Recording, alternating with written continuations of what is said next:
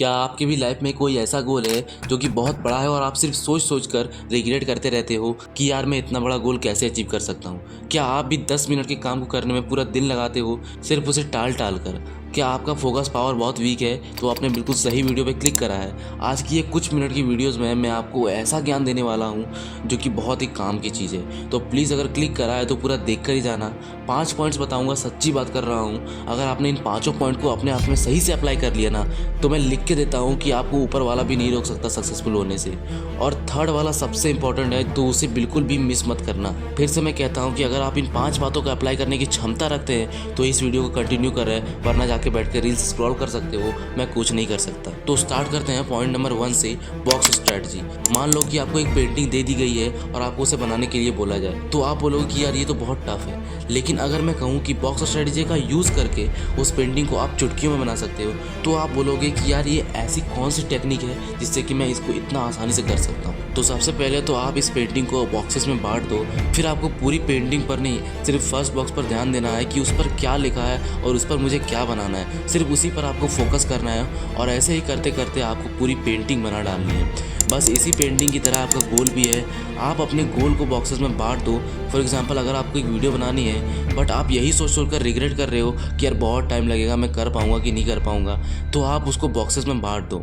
सबसे पहले बॉक्सेस में होगी रिसर्च, सेकंड में होगी स्क्रिप्टिंग, थर्ड में होगी वॉइस रिकॉर्डिंग, फोर्थ में होगी एडिटिंग, फिफ्थ में होगी थंबनेल। अब सबसे पहले बॉक्स में रिसर्च है, तो आपको बस उसी पर फोकस करना है। ये मत सोचो कि बाकी के काम कब होंगे। और सच बताऊं, मैं खुद इस चीज़ को फॉलो करता हूँ और मुझे इसका बेटर रिजल्ट भी मिलता है। मैं सारे बॉक्सेस को एक एक करके आराम से ईजिली कर लेता हूँ और मेरे को कोई दिक्कत भी नहीं होती है।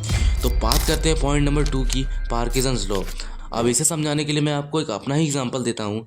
जब मैं स्कूल में था तो मेरे टीचर ने हम लोगों को एक असाइनमेंट दी थी जिसको बनाने के लिए 1 मंथ का टाइम दिया गया था। बट मैं बड़ा आलसी था और लिखने के बारे में तो मैं कभी सोचता ही नहीं था। मैं तो दिन भर बस गेम खेलता रहता था और ऐसे ही करते करते बहुत दिन निकल गए। और लास्टली जब मंथ के 2 दिन बचे थे एंड होने में, तब मुझे रियलाइज़ हुआ कि यार टाइम ख़त्म होने वाला है। और फिर मैंने अपना पूरा फोकस सिर्फ और सिर्फ उस काम में लगा दिया। उस टाइम ना मुझे गेम्स की याद आई और ना ही किसी और चीज़ की। डेट्स वाई मैंने सिर्फ 2 दिन में उस काम को कंप्लीट कर लिया। अब मैं आपको एक्चुअल में बताऊं तो वो काम 2 दिन का ही था। ये चीज़ बिल्कुल सच है कि अगर आप किसी काम को करने के लिए 1 सप्ताह का टाइम देते हो तो उसको करने में 1 सप्ताह ही लगता है। और अगर आप उसे करने के लिए 1 महीना देते हो तो 1 महीना ही लगता है। और अगर आप उसी काम को करने के लिए 1 साल देते हो तो आपको 1 साल लगता है। बेसिकली पार्किंसंस लॉ ये कहता है कि किसी काम को करने में आप जितना ज़्यादा समय देते हो, आपको उतना ज़्यादा समय लगता है, भले ही वो काम 1 घंटे का ही क्यों ना हो। तो अब इसका सॉल्यूशन क्या है? डेडलाइन सेट करो। मान लो कोई काम 2 दिन का है और उसे करने के लिए आपको 1 महीने का डेडलाइन सेट कर दिया है, तो आप उस काम को 1 महीने में ही करोगे। और अगर आपने 2 दिन का डेडलाइन सेट करा है तो आप उस काम को 2 दिन में ईजिली कर सकते हो। तो जाओ और अभी से अपने डेडलाइन को सेट कर दो कि इस गोल को मुझे इतने दिन में अचीव करना है, मतलब करना है। अब बॉक्सेस में काम को बांट दिया, पार्किंसंस लॉ के हेल्प से डेडलाइन भी सेट कर ली, लेकिन फोकस ही नहीं हो रहा काम में। तो इसके लिए आपको फॉलो करना होगा पॉइंट नंबर 3, पोमोडोरो टेक्निक। अब अर्जेंट तो बना लिया काम को, करने भी बैठ गए, लेकिन बोरिंग सब्जेक्ट है इसलिए टाइम जल्दी क्रॉस नहीं हो रहा। दैट्स वाई सोशल मीडिया खोल के बैठ गए और इसमें टाइम कब निकल गया पता ही नहीं चला।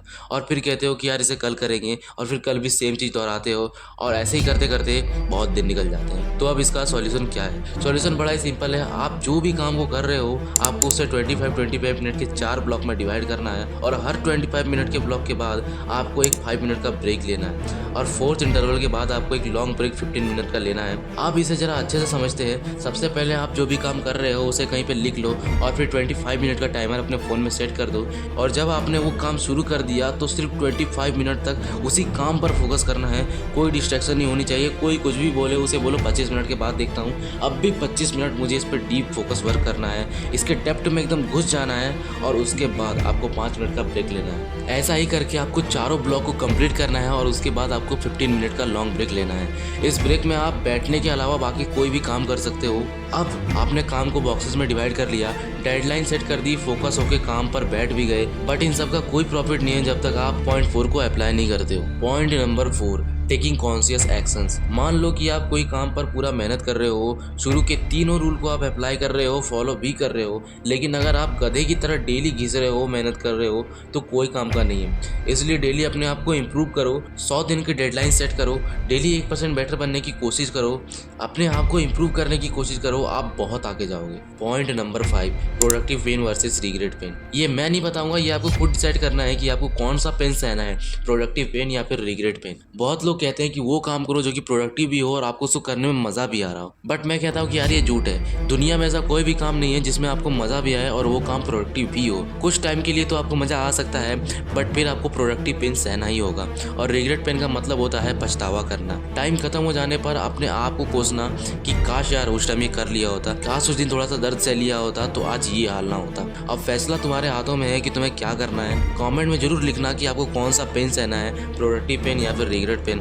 बाकी अगर वीडियो अच्छी लगी हो तो वीडियो को लाइक कर देना और ऐसे ही कंटेंट के लिए इस चैनल को सब्सक्राइब भी कर लेना।